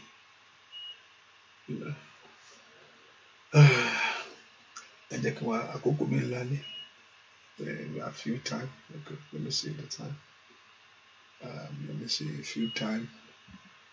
Okay, yeah, 43 minutes. Am I right? Okay, 43 minutes ago. I don't think so. Ẹ porúkọ Jésù. Olúwa kankan kan rántí ọ̀rọ̀ rẹ lórí ayé mi. Ṣílẹ̀kùn ayọ̀ fún mi, bàbá. Ẹ má jẹ́ ń gbé ayé wá wo ká nọ́mbà sẹ́. Ọjọ́ orí nìkan ni. This year, ọjọ́ orí mi máa jẹ́ kan. This year, ó gbúdọ̀ gbé ayé wá ká nọ́mbà. Ó na kí ayé ẹni kó ríire ní. Ó na kí ayé ọwọ́ ẹni kó tẹ̀rẹ̀ ní. Ó na kí ọkàn ẹni kó balẹ̀ ní. Ó na kí ohun tó kójọ kó má bàjẹ́. Ohun tó ní kó má sọnù mọ́ ọ lọ́wọ́. Ẹ porúkọ Jésù. Kankan dá mi lóhùn. Answer me, fulfill my dream for me. Ẹ mú ìran mi ṣẹ. Mú ìran rẹ ṣẹ lórí mi. Ẹ jẹ́ kí mi náà láyọ̀ ohun rere. Porúkọ Jésù ò gbúdọ̀ báyìí wá jagun. Gbà kan sí kan tó. Porúkọ Jésù dáadáa mi tó wà. Mi gbúdọ̀ gbé ayé wá jagun o. Gbà kan sí kan tó. Mi gbúdọ̀ gbé ayé wá mọ̀yà. Mi gbúdọ̀ gbé ayé wá mọ̀ṣì. Ẹ fà mí jáde. Ẹ gbé ohun ńlá lé mi lọ́wọ́. Porúkọ Jésù. Ẹ fà mí jáde. Ẹ ṣe ohun ńlá nú ayé mi. Ẹ fà mí jáde. Ẹ ṣí ilẹ̀kùn ayọ̀ mi. Ẹ fà mí jáde. Ẹ gbà mí lọ́wọ́ ogun tí ń lé ní ká. Ẹ gbà mí lọ́wọ́ ogun ọ̀tá. Ẹ jẹ́ inú mi dùn. Mo gbẹ́kẹ̀lé ọ. Mo gbẹ́kẹ̀lé ọ. Olúwa mo gbẹ́kẹ̀lé ọ. Olúwa àwọn tó gbẹ́kẹ̀lé ọ. Olójú kì yóò tì wọ́n. Rí kàtẹ́kẹ́ kaba. Rí pàtó kaba. Olúwa àwọn tó gbẹ́kẹ̀lé ọ. Olúwa dùn láláì. Bí òkè Síónì yí kẹtẹkẹtẹ àkọlé ṣínídìí. Ándàlì àwọn sàkúràbà. Ètò dùn láláì. Ẹ porúkọ Jésù. Ìwọ ni mo gbẹ́kẹ̀lé lórí ọmọ mi gbogbo. Ìwọ mo gbẹ́kẹ̀lé in this time, oh God. In this hour, oh God. Ìkẹtẹlẹ bó kaba. Ìwọ ni mo gbẹ́kẹ̀lé o fún iṣẹ́ tuntun, ìwọ ni mo gbẹ́kẹ̀lé fún àṣeyọrí, ìwọ ni mo gbẹ́kẹ̀lé ní orúkọ láti rí ọmọ bí láyé, ó yá ń bolo wa, ìwọ mo gbẹ́kẹ̀lé fún ààbò mi tọmọtọmọ, orúkọ Jésù. My hope is in you, my trust is in you, orúkọ Jésù. Ojú ògbúdọ̀ tì mí, ó yá gbàdúrà. Ogun àlákàlà, ogun tí ń lé ayé ẹni kiri, ó yá ọdẹ kó ṣẹ́, rìpàtó kaba, máa sí kẹtìlẹ́bọ̀, ogun tó ń dìde máa ayé ẹni, ó yá kó ṣẹ́, ogun ẹ̀jẹ̀ kó ṣẹ́, ó yá gbàdúrà. Ìwọ ń gbẹ́kẹ̀lé, máa sí dábàá kú ṣèkèlébọ̀, rìbàkàtẹ́kẹ̀bọ̀, ó yá gbàdúrà. Ìwọ ń gbẹ́kẹ̀lé, ó yá ìwọ ń gbẹ́kẹ̀lé, Olúwa jà fún mi, orúkọ Jésù, gbé ayé mi níjà. Somebody lift up a voice. My hope is in you. My trust is in you. Somebody cry to him that your hope is in him, that your trust is in him. The Lord Jehovah going to fight for your battle. Oh yeah, ṣílẹ̀kùn rẹ̀ mi. Ní orúkọ Jésù, ẹ ṣílẹ̀kùn ayọ̀ mi. Ní orúkọ Jésù, ẹ ṣílẹ̀kùn rẹ̀ mi. Somebody pray. Ẹ ṣílẹ̀kùn ayọ̀ mi. Somebody open your heart to God. Ẹ ṣílẹ̀kùn rẹ̀ mi. Ẹ ṣílẹ̀kùn ayọ̀ mi. Ẹ jẹ́ kí inú mi dùn. Ẹ jẹ́ kí ọkàn mi balẹ̀. Gbọ́ àdúrà lórúkọ Jésù Kristi Olúwa wa. Ẹ pe orúkọ Jésù láti òní lọ Ọlọ́run. As on today, ó lè ṣe fún ọ bó bá ṣe wí bẹ́ẹ̀. Ẹ má jẹ́ kí ayé pọ́n mi lójú ohun rere mọ́. Láti òní lọ Ọlọ́run, ẹ jẹ́ kí ayé mi kó kònú ìyà. Jábésì ọjọ́ kan lọ bá Ọlọ́run náà, Ọlọ́run sì gbọ́. Níjọ́ tó bá kọ̀ lọ́lọ́run ọ̀run bẹ́ẹ̀ kọ̀. Tí èèyàn bá dákẹ́ tí Ọlọ́run kò ní ṣe ránkan sí. Níjọ́ tí èèyàn bá sọ pé ìyà tó gẹ́nu ayé mi bàbá, kò sẹ́ni tó dẹ̀ lọ bá Ọlọ́run náà tó sọ pé ìyà tó gẹ́, tí Ọlọ́run ò mú ìyà yẹn tó gẹ́nu ayé gbogbo wọn. Kò sí ẹni náà tó lọ bá Ọlọ́run tó ní ìyà tó gẹ́ tí ìyà ò sì tó gẹ́. Mi ì rí ẹnu bíbélì, mi ì kà ní bíbélì pé ẹni tó lọ bá Ọlọ́run ló sọ pé ìyà yẹn máa kọ́ntínù dálẹ́ ní o. Àfẹ́ni tó jẹ́ pé ó ṣàìgbọràn sí nìkan ló kù. Mú ẹni tó ṣàìgbọràn sí gangan ó ṣàánú fún. Éhábù ó ní ó kú. Bíbélì pé ó tú Ọlọ́run bí kò sì ronú pìwàdà, ọ̀nà àwọn tí ẹ fílẹ̀ mi ní ṣe kí yẹn fún wọn. Ẹ̀yẹn tó burú jù gangan nìyẹn o. Ó ní kò sí bó ṣe lè burú jù, Ọlọ́run yìí kì yóò tàánà. Ẹ sọ fún Jésù sẹ́, látòun lọ Olúwa mú mi jáde nínú ìyà. Kò yí pé wọ́n nìkan, tọmọtọmọ tìrántìrán ni. Ẹ jẹ́ ń bọ̀. Àwọn kan bọ́ nínú ìyà. Mo wo ẹnìyẹn lánàá, $100 million. Èèyàn kan kó tiẹ̀ ra fún mi ní ààfọ̀ ẹ̀. Gbáládùn dé, hallelujah. $100 million. Lẹ́nìkan kan ayọ́ ní owó ẹ̀. I give to this, what is happening here? $100 million jẹ́. Ó ná lọ́dún kankan. Ọdún kan kéèyàn máa ná 100 million, 1 million lọ́dọọdún. Kò lè ná tán. Ẹni tó bá ń gbàdúrà kó fẹ́ pé 100 yẹn. Jẹ́ ń pé 100. Jẹ́ ń pé ó máa ná 1 million. Nígbà tó ti ilé ti wà ní mọ́tò ti wà tó dáa. Ó kọ̀ọ̀rọ̀ máa jẹun, kí ló fẹ́ jẹ? Àpò rẹ́sì kan kò lè jẹ tán. Hallelujah. Kí ló fẹ́ jẹ? Bó bá ti ra aṣọ tó ra gbogbo ẹ̀. Bó bá ti ra kúnlé náà ní gbogbo ilé òkun. Bẹ́ẹ̀ ni $100 million. $100 million. Kì í ṣe náírà o. Kì í ṣe náírà o. Náírà kọ́ o. 100 million. Ó ṣàlébí tó ṣe bẹ̀rẹ̀. Àwọn kan ṣàmọ́ ìpín ayé rẹ̀ yí padà. Ìyà kú ònú ọ̀ràn rẹ̀. Kí èèyàn tó lè fún èèyàn ní $100 million. Á tó ro tọ́mọ̀. Á ti ro gbogbo àwọn ọmọ ẹ̀ náà mọ̀ pé ọmọ yóò gbọ́dọ̀ jí àlàyé o. Òun ò gbọ́dọ̀ ṣẹ́wó ìtàn o. Nǹkan wà ń bẹ ní gbẹ́ngbẹ́ngbẹ́ ni. Ó ń bẹ. Ẹ po orúkọ Jésù. Ẹ jẹ́ ń bọ́ nú ìyàtọ̀ tọmọtọmọ. Tìrántìrán. Ẹ jẹ́ ń bọ́ lọ́wọ́ ogun. O ò gbọ́dọ̀ tún jà á. Kọ́mọ rẹ kú torí gbé. O ò gbọ́dọ̀ tún jà á. Ilé tí màmá rẹ̀ jà. Ìkàpá ó ṣàdàbà. Rọ́bà kó sàkàtẹ́lẹ̀bọ̀. Ríkà tẹ̀kẹ̀tẹ̀kẹ̀tẹ̀.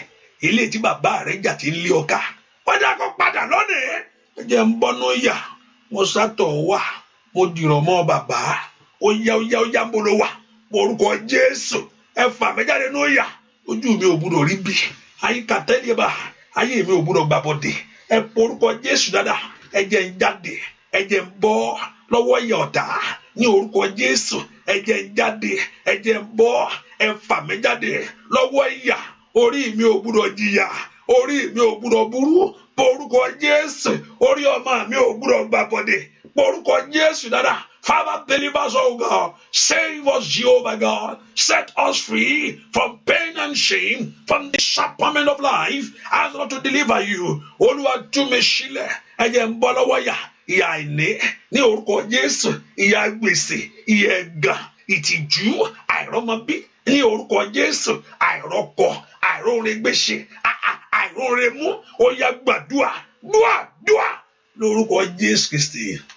Olúwa wa ẹnìkan mo gbàdúà ó fẹ́ jọ bí àǹtí ẹni ó fẹ́ jọ bí àǹtí bí ẹbí ó fẹ́ jọ bí ẹbí mo tí mò ń gbọ́ ní sister àbí sister ó kọ gbàdúà mi ń dá sí irú nǹkan mẹ́rin much hallelujah mo kọ ohun tí mo kàn gbọ́ mo ń gbọ́ sister yẹn ni mo ń gbọ́ sister gbogbo èèyàn pé lọ́dọ̀ wá ń tún everybody ní sister ní ẹni tẹ́ẹ̀tẹ́ ọ̀nà tẹ́ẹ̀jẹ́ bíra who is that my sister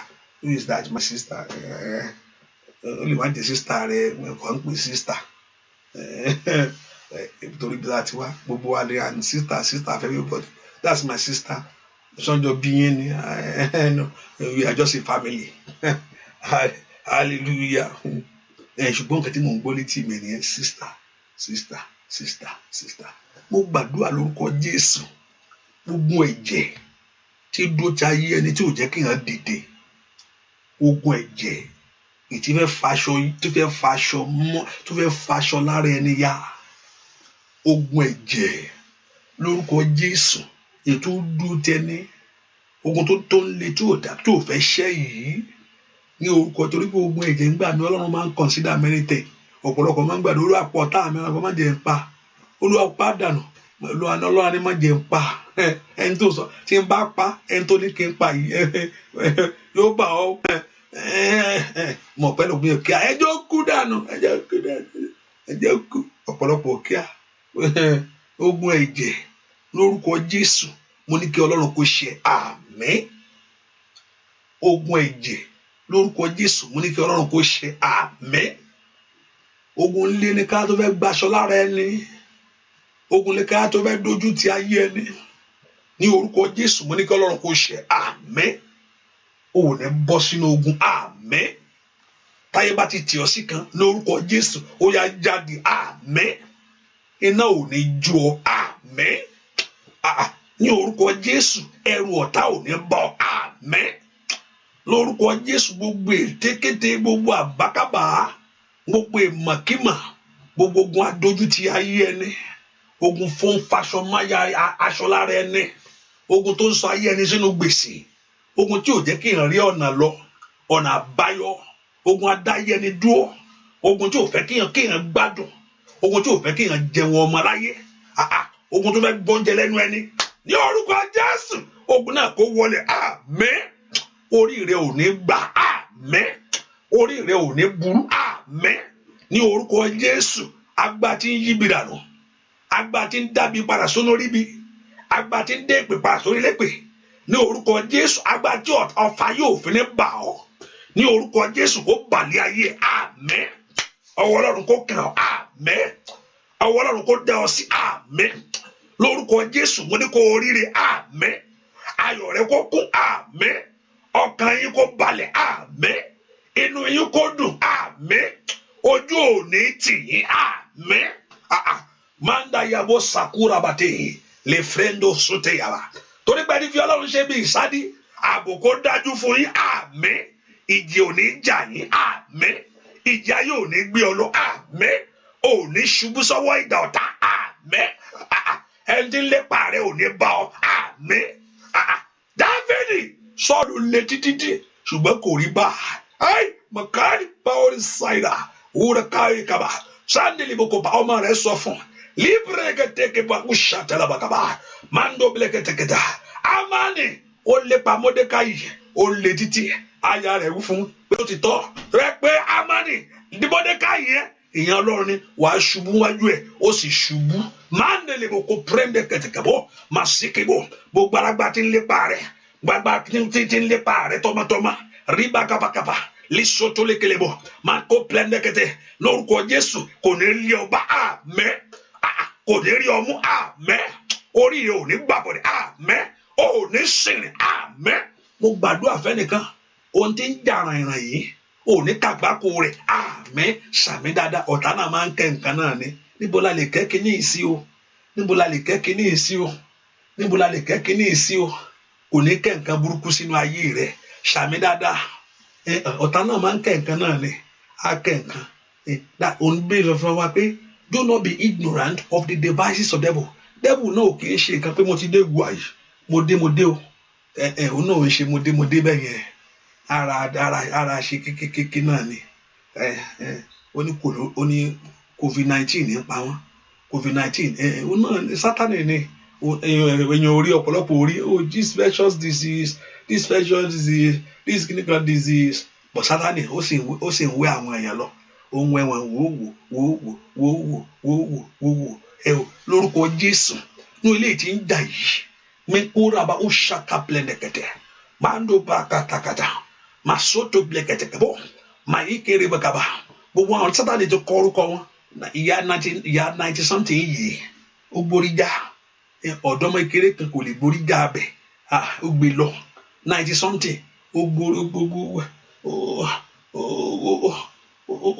ó là torí kò ń ṣe tiẹ̀ orí rẹ̀ ò gbà á orí rẹ̀ kọ̀ ó gbé sọ́dọ̀ rẹ̀ ó yin dànù ó ní sẹ́wọ́tì kò ń ṣe léyìí ṣùgbọ́n ẹlòmíì orí rẹ̀ tẹ́gbẹ́ ní orúkọ Jésù orí rẹ̀ ò ní gbàbọ̀dẹ̀ àmẹ́ makalibo sanda yaba mando blẹkẹtẹkẹbọ táyé fi ń lọ ò ní kàgbákò ibi àmẹ́ mò ń gbàdúrà fẹ́nìkan rẹ̀ ní orúkọ Jésù ò ní kàgbákò àmẹ́ tí ọ̀tá bá fẹ́ wo tó fẹ́ yí sí wọ́n ní yí sọ́dọ̀ ẹ̀ àmẹ́ tí ọ̀tá bá fẹ́ wo tó fẹ́ gbé sí wọ́n ní gbé sọ́dọ̀ ẹ̀ àmẹ́ lábẹ́ bá tó ẹ̀kọ́ rí àbódájú àmẹ́ tọmọtọmọ àbódájú àmẹ́ lórúkọ Jésù ó dájú àmẹ́ pọ́stà òjijì ẹgbẹ́ mò ń tẹnu mọ́ pọ́stà òjijì màkàlí paul ṣáìdà rúkà paul ṣàràkàtà ríbà kó sẹkẹlẹ bọkàbà táyé tọ́ bá ti ń píríntẹ̀ ní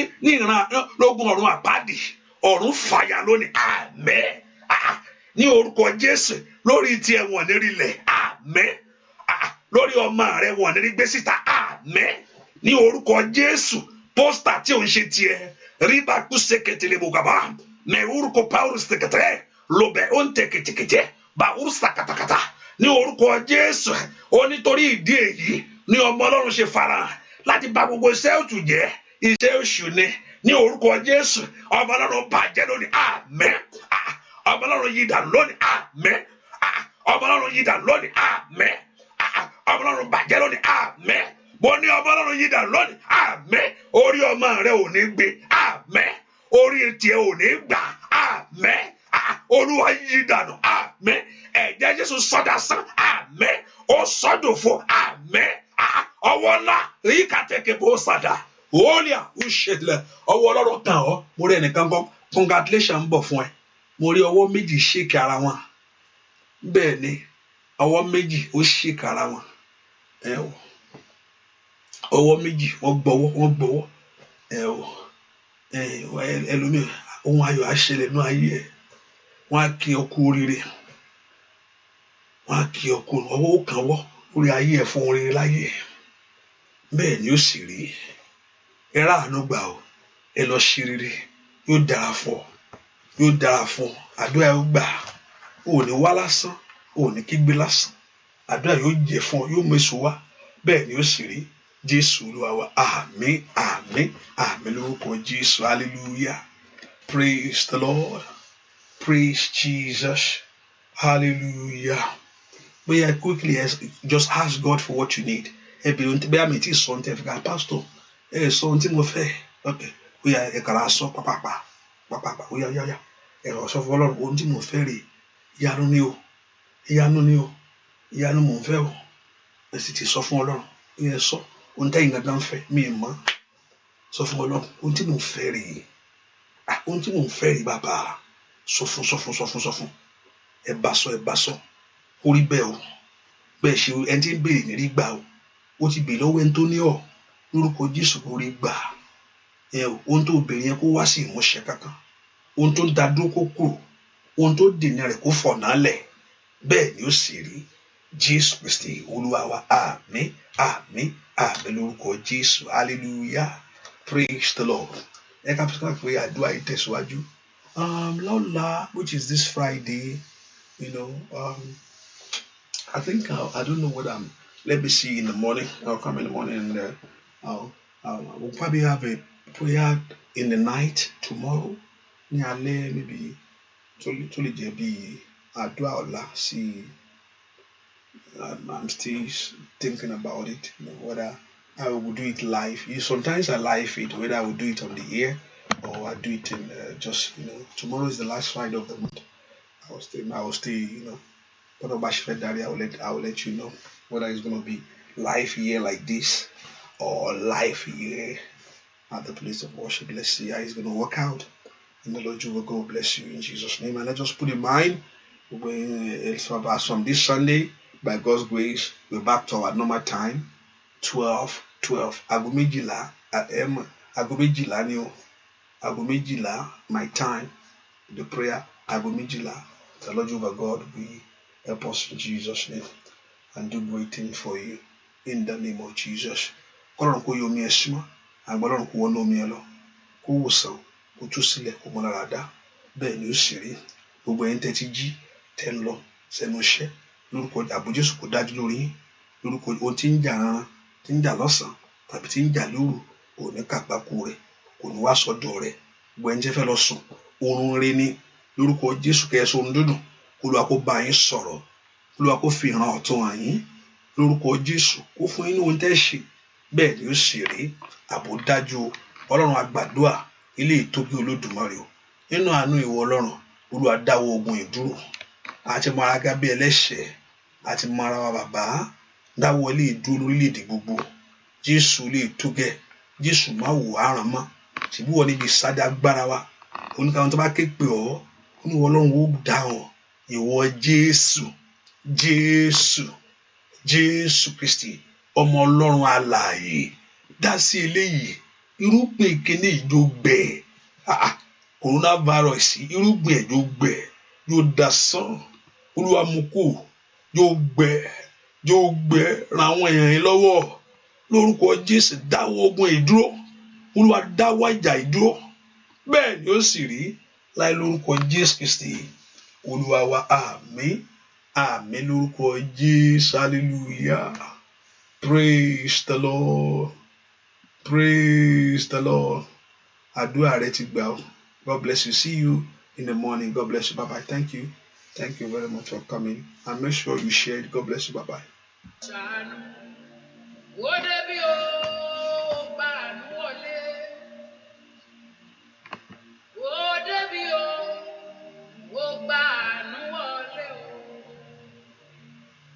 Èrò tó ń lọ lọ́nà ẹgbà àánú Olúwa, aláìsàn ẹgbà àlàáfíà o, alára tí ò pé ẹgbàrá pípé, aláìsàn ẹ dìde gbé àkéte, ìyédè kí gbogbo.